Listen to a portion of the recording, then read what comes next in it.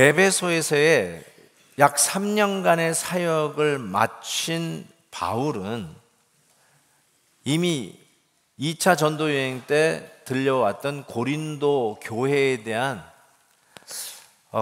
마음 아픈 소식을 들었어요. 그래서 어떻게든지 고린도에 가보려고 했던 것 같습니다. 그래서 고린도에서 예루살렘의 유월절 명절이 겹쳐서 글로 가려고 해요. 배를 타고. 그런데 이 배 안에 자기를 살해하려고 하는 음모단이, 암살단이 탔다는 이야기를 바울이 듣습니다. 그래서 배를 타지 아니하고 왔던 길로 다시 돌아가서 그 마게도냐 지역으로 돌아가게 됩니다. 그래서 거기서 사역을 하다가 빌립보에서 배를 타고 떠나왔던 드로아 항구로 가게 됩니다. 드로아에서 배를 타고 아소라고 하는 곳으로 팀이 배를 타고 떠납니다. 근데 바울은 아소까지 걸어 내려가서 거기서 팀에 끌고 온 배를 타고 미둘렌에, 그 다음에 기호섬, 사모섬을 통해서 그 다음에 밀레도에 들어갑니다. 밀레도. 근데 에베소가 바로 그 위에 있잖아요. 에베소를 지나가요. 3년 동안 섬겼던 그 지역을 지나갑니다. 왜 그러냐면 예루살렘에 6월절까지 빨리 가야 되는데 에베소에 들리면 그 교인들 만나야 되잖아요. 시간이 얼마나 걸리겠어요. 그래서 일부러 피해서 밀레도에 가는데 밀레도에서 에베소의 장로들을 불러냅니다. 내려오라고. 그래서 장로들을 만나 밀레도에서 설교를 하는 내용이 오늘 본문에 담겨 있고, 오늘 그 본문의 첫 부분을 저와 여러분이 같이 봉독을 했습니다. 바울은 왜 그러면 드로아에서 같이 팀하고 배를 타고 안 떠났을까? 저는 이 부분은 성경에 안 나와 있지만 목회자이기 때문에 눈에 들어오는 게 있어요. 그건 뭐냐면 유두고를 돌보려고 하는 목회자의 마음을 제가 느꼈어요. 팀은 보내되 내가 유두고를 좀 더 보살펴야 되겠다. 떨어져 죽었는데 밤새도록 얘기한 얘기가 나오죠. 계속 확인하는 거예요. 건강한가? 제대로 되는가? 말은 잘하는가? 구토증은 없는가? 의사 누가가 동행했거든요. 의사가 잘 보는 거 아니에요. 떨어져 가지고 죽었다가 살아났는데 혹시 신경 조직 끊어진 데는 없는가? 아마 계속 돌보는. 그래서 바울이 팀을 먼저 보내놓고 나는 걸어서 아소로 갈 테니까 거기서 만나자. 그래서 배는 보시면 한참 돌아가요.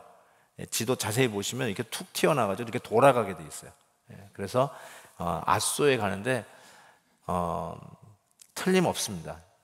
맞을 거예요. 바울은 유두고를 돌보고 싶어서 더 그 자리에 있었어요. 그러다가 팀을 만나서 배를 타고 내려가다가 밀레도에서 예배소 장로들을 불러서 드디어 이전에 아레오바고 연설보다 더 길게, 더 알차게, 더 유명한 밀레도의 연설을 하게 되는데, 저는 여기서 사역의 매뉴얼을 보고 여기서 제가 토니 우리 교회 비전을 보았습니다.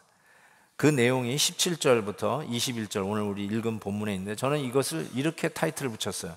2020 비전 매뉴얼 넘버 1. 그리고 가로 열고 과거. 왜냐하면 다음 주에 매뉴얼 넘버 2가 나옵니다. 그 다음 주에 매뉴얼 넘버 3가 나옵니다. 근데 오늘 매뉴얼 넘버 1은 그가 에베소에서 3년 동안 사역한 과거 이야기를 이야기하고 있어요. 그래서 과거 시제예요. 그래서 어떻게 사역을 했는가, 무엇을 했는가를 정확하게 보여주는 사역 매뉴얼 넘버 1입니다. 바울은 이곳에서 이 토니 비전을 이야기하는데 20장 20절을 한번 다시 보면 이렇게 되어 있어요. 유익한 것은 무엇이든지 공중 앞에서나 각 집에서나 거리낌이 없이 여러분에게 전하여 가르치고 유대인과 헬라인들에게 하나님께 대한 회개와 우리 주 예수 그리스도께 대한 믿음을 증언한 것이다 라고 이야기하고 있어요. 이게 바로 매뉴얼 컨텐츠예요. 우리가 전해야 하는 내용이 무엇인가? 하나님에 대한 회개와 우리 주 예수 그리스도에 대한 믿음을 증언하는 것이죠. 그래서 이거에 대해서 가르치고 이거에 대해서 때를 얻든지 못 얻든지 설교했던 것, 이게 바로 에베소 두란노 서원을 중심으로 했던 3년간의 사역의 요약이고 핵심이고 교회의 본질이고 사역의 근간이라고 이야기할 수 있습니다. 이 일을 하는데 이것입니다. 공중 앞에서나 in public 주일 예배, 각 집에서나 셀 모임입니다. In public or house to house, 집에서나 주일 예배나 셀 모임을 할 때 바로 이 교회의 가장 본질적인 매뉴얼, 하나님께 대한 회개와 예수 그리스도에 대한 믿음 증언하는 일을 거리낌 없이 했대요. 영어로 이렇게 돼서 do not shrink, 쪼그라들지 않냐고, 즉 환경 탓하지 않아야하고, 어떤 어려운 일 때문에 타협하지 아니하고, do not hesitate, 주저하지도 않고 사람 눈치 보지 아니하고, 가장 교회의 본질된 이 컨텐츠를, 이 내용을 가감 없이 슈링크 되지 아니하고 끊임없이 전했다고 이야기하고 있습니다. 이게 바로 교회의 교회됨입니다. 이거 없으면 아무리 사람이 많이 모여도 그거는 교회라고 부르지 않습니다. 혹시 한인회라고 무슨 라이언스 클럽이라고 부를 수 있을지는 몰라도 절대로 교회라고 부르면 안 됩니다. 교회의 교회됨은 바로 이 내용물, 이 매뉴얼이 있어야 돼요. 이 매뉴얼로 승부를 걸어야 돼요. 아무리 오고 가는 세월에 새로운 제품들이 많이 나오고 신선한 물건들이 많이 나왔다 할지라도 교회는 2000년 전이나 21세기를 얼반에서 달리고 있는 우리에게나 여전히 가장 중요한 본질은 하나님께 대한 회개와 우리 주 예수 그리스도에 대한 믿음을 전하는 이 컨텐츠를 결단코 놓치면 안 됩니다. 그 일을 함에 있어서 2020 비전, 뭐예요? 주일 예배나 셀 모임에서 주저함이 없이 아무리 힘들고 어려워도 할 것입니다. 그게 저희 교회 토니 비전이고, 셀 목자 수련회를 할 때마다 항상 반복하는 거. 우리 교회는 주일 예배와 셀 모임 이 두 기둥으로 나아갑니다. 저희 교회가 한 셀 모임에 참여하는 분이 이렇게 얼추 통계 보니까 한 50% 돼요. 우리 교인 참석하는 수의 50%가 참여해요. 많이 하는 거래요, 다른 교회면. 그래서 제 목표는 60%까지 끌어올립니다. 그래서 셀 모임을 위해서 이번에 예산도 많이 편성을 했어요. 우리 셀 목자들 좀 더 격려하기 위해서 좀 더 알찬 훈련 프로그램을 준비하기 위해서 예산도 많이 확보를 했는데, 정말 여러분 너무너무나 중요한 겁니다. 이거를 우리는 환경 탓하지 아니하고, 뭐 이민교회의 어려움을 가지고 변명되지 아니하고, 우리는 예수 그리스도에 대한 이 믿음과 하나님 앞에서 하는 이 회개의 이 내용물을 in public 주일 예배와 house to house 셀 모임에서 끝까지 계속해서 타협 없이 전할 것을 다짐합니다. 자, 그런데 이 매뉴얼을 오픈을 해야 되는데, 이 매뉴얼을 오픈하는 비밀 코드가 오늘 본문에 3가지 나옵니다. 19절에 그 비밀 코드가 나오는데, 모든 겸손과 눈물이며 간계로 말미암아 당한 시험을 참았다라고 이야기하는데, 여기에서 첫 번째 비밀 코드는 모든 겸손입니다. 어떻게 이 매뉴얼을 열었냐고요? 모든 겸손으로 열었다라고 얘기합니다. 사역자의 가장 중요한 자세는 겸손입니다. 태도를 의미해요. 태도, attitude를 얘기합니다. 얼마 전에 초대받아 갔던 교회에 가서 말씀을 전했는데요, 그 교회 목사님이 후배예요, 저의. 목사님은 사역에 뭐가 제일 중요하다고 생각합니까? 이렇게 묻더라고요. 이게 차를 마시는데. 근데 제가 고민도 안 하고 생각도 안 하고 그냥 첫 마디를 했습니다. 왜요? 늘 두고 있는 말이기 때문에. 제가 그랬어요. 애티튜드죠. 애티튜드죠. 사역에 가장 중요한 건 애티튜드죠. 자세예요. 태도예요. 겸손을 이야기하죠. 아무리 옳은 말을 해도요, 태도가 틀리면 틀린 거예요. 그 언어와 말하는 그 투에서 바로 이 겸손이라고 하는 애티튜드가 묻어 나오기 때문에 그렇습니다. 아주 중요하다고 생각해요. 바울이 다른 비밀 코드를 이야기하기 전에 넘버원으로 꼽은 게 겸손이라는 거 꼭 기억하셔야 돼요. 하나님은 교만한 자를 아주 싫어하십니다. 그래서 베드로전서에 보면 하나님은 교만한 자를 대적하신다고 했어요.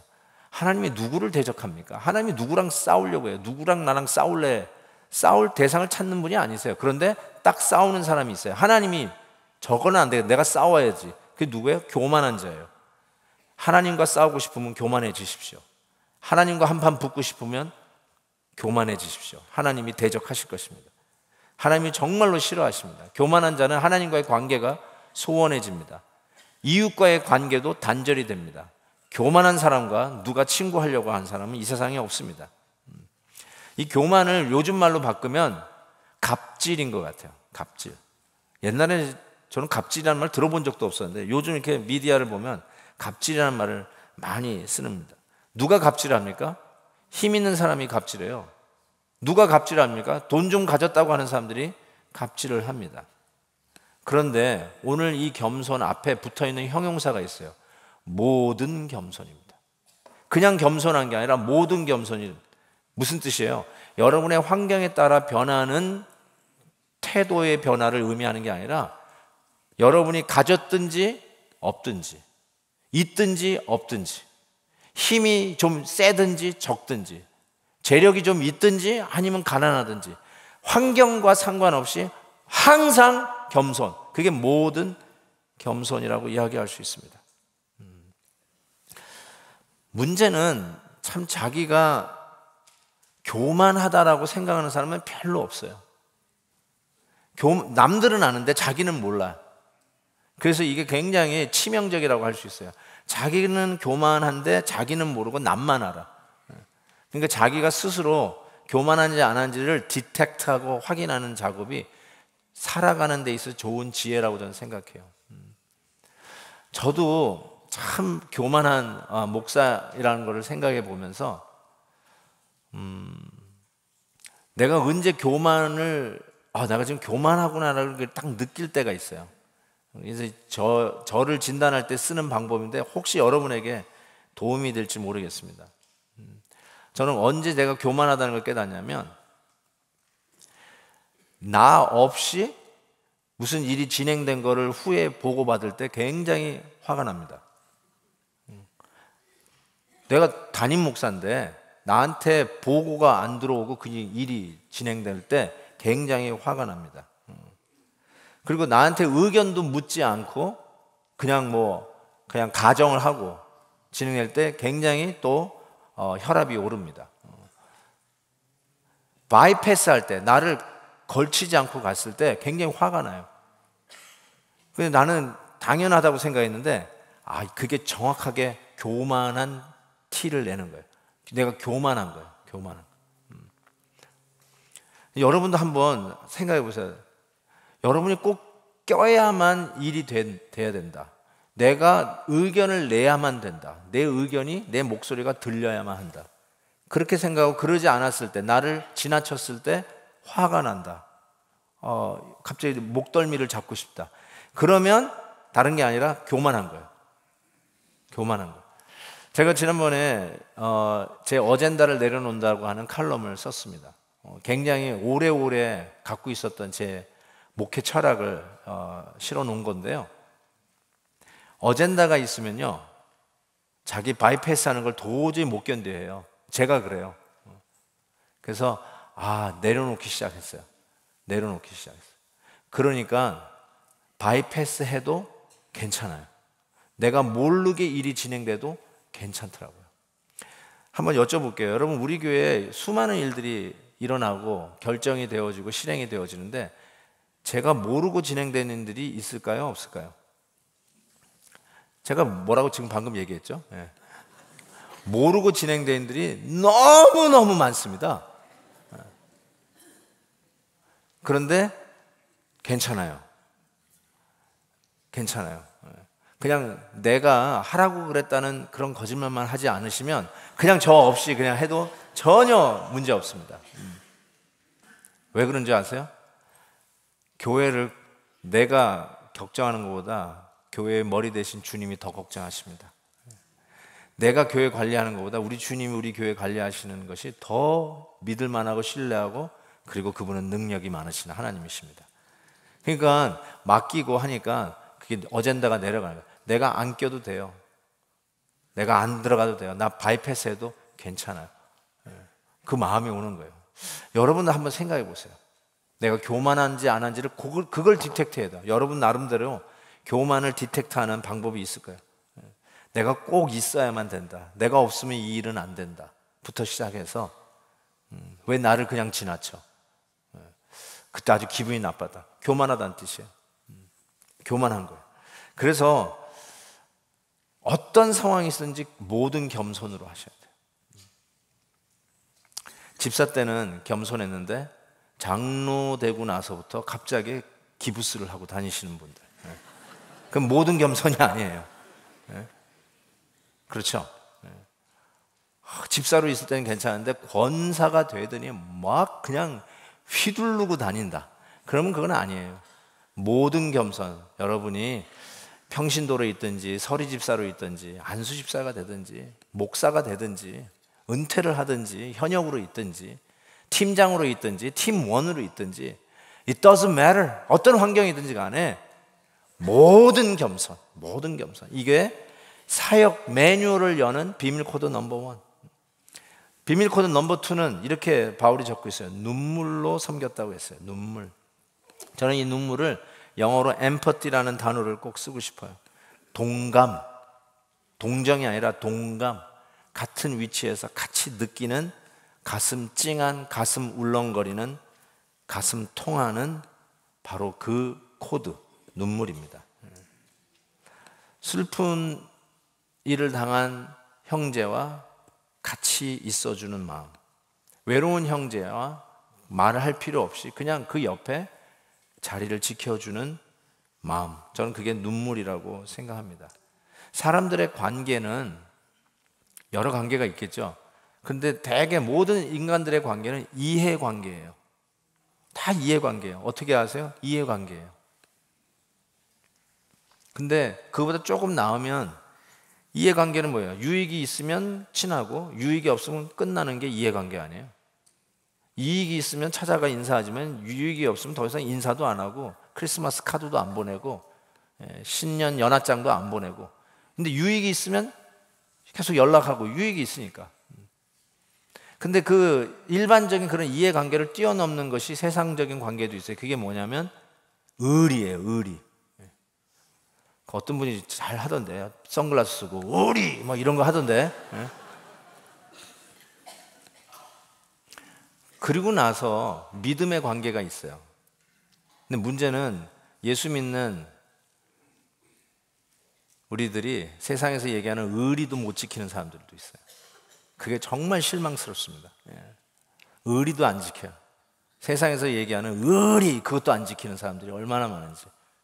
그런데 정말 예수 믿는 사람은 하나 더 있다고 저는 생각하는데 그게 뭐냐면 저는 눈물 관계라고 생각해요. 눈물의 관계. 그거는 예수 믿는 사람들의 관계예요. 이 세상은 실은 눈물이라고 하는 상황은 별로 기분 좋은 상황은 아니잖아요. 언제 눈물을 흘립니까? 슬픈 일을 당했을 때, 어려운 일을 당했을 때, 비극적인 일을 당했을 때, 답답한 일을 당했을 때, 속상한 일을 당했을 때, 그때 흘리는 게 눈물이잖아요. 그게 대부분의 눈물이라고 할 수 있는데, 그래서 세상은 재미, fun, entertainment 그런 거를 원하잖아요. 아이들에게 있어서 가장 중요한 말은 재미예요. 재미. 아이들은 그렇게 얘기해요. 재미가 선이고 지루한 건 악이라고 얘기해요. 어쩌면 이게 아이들에게 다 통하는 말이에요. 재미가 있어야 뭐든지. 그래서 사역도 재미있어야 되려고 하는데 당연히 사역도 재미있어야 되지만 꼭 그렇게 판단할 수 없죠. 어떨 때는 지루한 설교, 3층에서 졸다가 떨어져 죽을 수밖에 없는 지루한 설교가 그 교회를 덕스럽게 하고 살려내는 일일 수도 있잖아요. 지루한 게 꼭 악이 아니에요. 그런데 예수님은 역설적으로 우리에게 이렇게 얘기했습니다. 애통하는 자가 복이 있다고 했어요. 세상에서는 웃고 재밌고 funny 복이 있다고 할지 모르지만 우리 주님은 애통하는 자, 눈물 흘리는 자가 복이 있다라고 말씀하고 있습니다. 저희 교회가 작년부터 유아 세례를 아이들의 스케줄에 맞춥니다. 베이비의 그 가족 스케줄에 맞춰가지고 우리 교회 시즌에 하는 게 아니라 아이가 태어나서 한 달 후에 나올 때 맞춰서 유아 세례를 주고 축복 기도를 해주는 그 일을 했는데 그것이 너무너무나 좋은 것 같아요. 굉장히 퍼스널하면서도 할아버지 할머니까지 총동원돼서 축복해 줄 수 있기 때문에 너무 좋은 것 같아요. 그때 여러분이 들으신 분은 아시겠지만 제가 세례를 베푸고 축복 기도를 합니다. 축복 기도할 때마다 거의 레코드 틀어놓듯이 반복하는 기도가 있습니다. 좋은 부모 만났사오니 좋은 형제 만나게 해주시고 좋은 친구 만나게 해주시고 좋은 스승 만나게 해주시고 훗날 좋은 배우자도 만나게 해주시고 그리고 마지막에 하는 게 뭐죠? 이 아이의 영혼을 위해서 우는 좋은 목회자 만나게 해 주옵소서. 제가 그거를 언제서부터 하게 됐는지 꽤 오래된 것 같아요. 가슴에 새기고 제가 목회자로서 여러분들을 섬기는 담임 목사로 있으면서 제일 많이 제가 부족하다고 느끼는 게 눈물인 것 같아요. 그래서 하나님, 이 아이의 영혼을 위해서 늘 기도하는데 울며 기도하는 목회자 허락해달라고. 여러분을 위해서 우는 목회자가 있다면 여러분 정말 복받은 성도라고 저는 믿습니다. 우리가 평생에 살면서 정말 좋은 만남들이 있는데 당연히 배우자가 그 중에 하나겠죠. 근데 복 중에 복이 좋은 목회자 만나는 게 큰 복이라고 생각해요.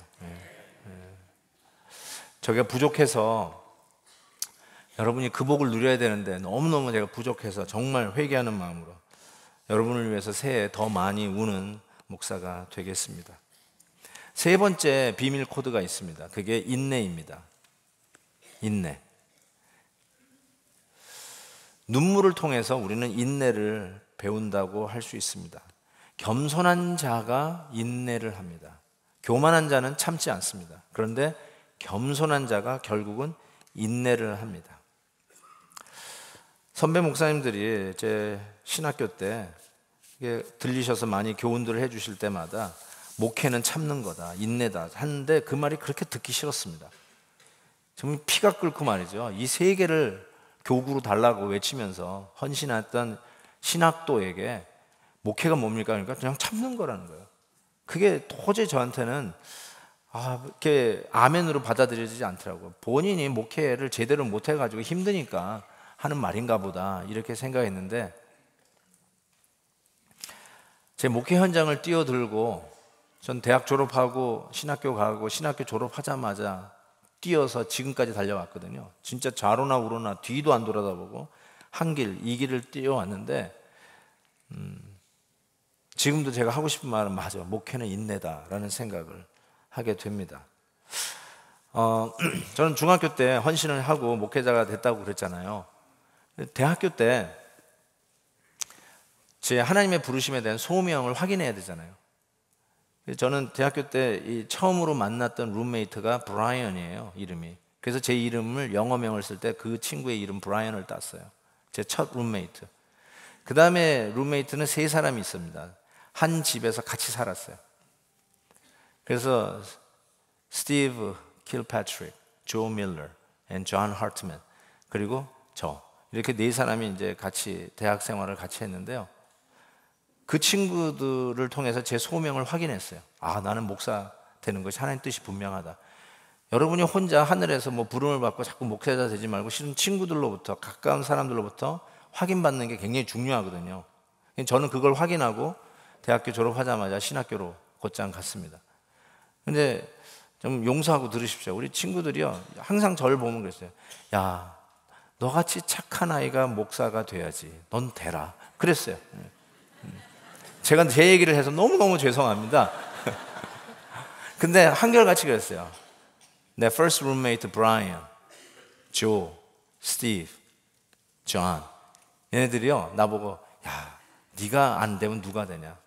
너는 정말 목사하면 잘할 것 같아. 그리고 제가 그 컨펌하고 목사가 됐잖아요. 그런데 제가 한번 말씀드렸죠. 언제 제일 힘들었냐면 저 때문에 교회를 떠나는 성도를 만났을 때. 그때 완전히 미저러블 해주고요, 죽고 싶더라고요. 나 때문에 예수 믿는 사람이 있어야 되고 나 때문에 교회 오는 사람이 있어야지 어떻게 나 때문에 교회를 떠나는 사람이 생긴다는 게 도저히 받아들여지지가 않더라고요. 지금도 있냐고요? 지금도 있어요. 저 때문에 교회를 떠나는 분이 있어요. 정말 힘듭니다. 너무너무 힘들어요. 그래서 뭘 배우냐고요? 거기서 인내를 배워야죠. 집어치는 걸 배우는 게 아니라, 손 터는 걸 배우는 게 아니라 인내를 배우죠. 저는 그래서 참 많이 인내한다라고 생각했는데, 전 복음 앞에 또 다시 한번 엎드려지는데, 실은 내가 참는 게 아니라요, 내가 그렇게 참는 게 아니라 그거 가지고 하나님 앞에 맨날 기도했었는데 그것도 정말 하나님 앞에 부끄럽더라고요. 왜 부끄럽냐면 실은 주님이 나를 참는 거예요. 내가 참는 게 아니에요. 목회의 본질은 내가 참는 게 아니라 주님이 나를 참아내시는 거예요. 그 베드로 후서에서 이런 말씀했어요. 주의 약속은 어떤 이들이 더디다고 생각하는 것 같이 더딘 것이 아니라 오직 주께서는 너희를 대하여 오래 참으사. 주님이 우리를 향해서 오래 참는 거지 내가 참는 게 아니라고요. 히브리서에도 이렇게 얘기했어요. 믿음의 주여 온전케 하시는 이인 예수를 바라보자. 그는 그 앞에 있는 기쁨을 위하여 십자가를 참으셨다. 이렇게 얘기했어요. 십자가를 룰룰랄라 기쁘게 진 게 아니에요, 여러분. 착각하지 마세요. 예수님이 가능하면 이 잔을 내게서 옮기시옵소서 그렇게 겟세마네에서 기도하셨잖아요. 그렇지만 이 십자가를 내가 인내하고 참고 지면 저와 여러분이 구원을 받고 하나님의 자녀되는 그 앞에 있는 즐거움, 여러분이 누릴 그 은혜를 생각하니까 그걸 생각하고 저와 여러분을 위해서 십자가를 지는 모습으로 우리를 참아내시는, 우리를 인내해내시는 바로 그 모습으로 적고 있지 않습니까? 이게 바로 교회의 교회됨의 본질인 이 매뉴얼을 여는 비밀교도 3개예요. 모든 겸손, 눈물, 그리고 인내. 이걸로 이 매뉴얼을 여는 거예요.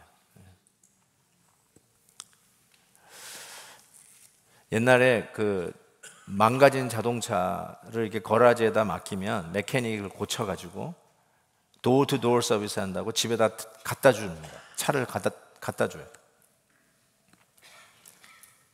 근데 그때는 뭐 이렇게 내비 뭐 이런 게 없는데 이 메케닉이 여러분의 그 고장난 차를 고쳐가지고 이제 여러분 집에다가 딜리버리 한다고 운전을 해가지고 가는데 이 메케닉이 여러분의 집 스트릿은 이름은 아는데 번호를 모르겠어. 까먹었어. 야, 그런데 다시 샵에 가가지고 주소를 가져올려니 너무 늦을 것 같아요. 야, 여기였던 것 같은데 도대체 어딘지 모르는데 보니까 차에 거라지 오프너가 있는 거야. 이거다. 그래가지고 그 길을 가면서 계속 누르는 거예요. 그래서 열리는 집이 그 집이잖아요. 계속 누르고 다니는 거예요. 근데 열리는 집이 그 집이에요. Something like that. 2020 vision. God-given manual. 교회를 교회되게 하고 교회의 가장 본질적인 매뉴얼. 하나님께 대한 회개와 우리 주 예수 그리스도에 대한 믿음을 증언하고 가르치고 전하는 일에 in public 주일 예배, in private 셀 모임. 이 일을 하는데 do not hesitate and do not shrink. 어떤 환경도 탓하지 아니하고 계속해서 이 매뉴얼을 열어가야 되는데 이 매뉴얼을 여는 시크릿 코드 3개. 여러분 이거 아니면요 거라지 안 열려요. 바로 비밀 코드는 겸손, 눈물, 인내입니다. 2020년 여러분에게 맡겨준 바로 그 미니스트리, 그 사역을 여는 비밀 코드도 겸손, 눈물, 인내입니다. 나를 위하여 인내하셨던 십자가를 참아내시는 그 주님 기억하면서 새해에도 하나님이 여러분의 앞길에 놀랍게 사역의 문을 여는 축복이 있기를 주의 이름으로 축원합니다.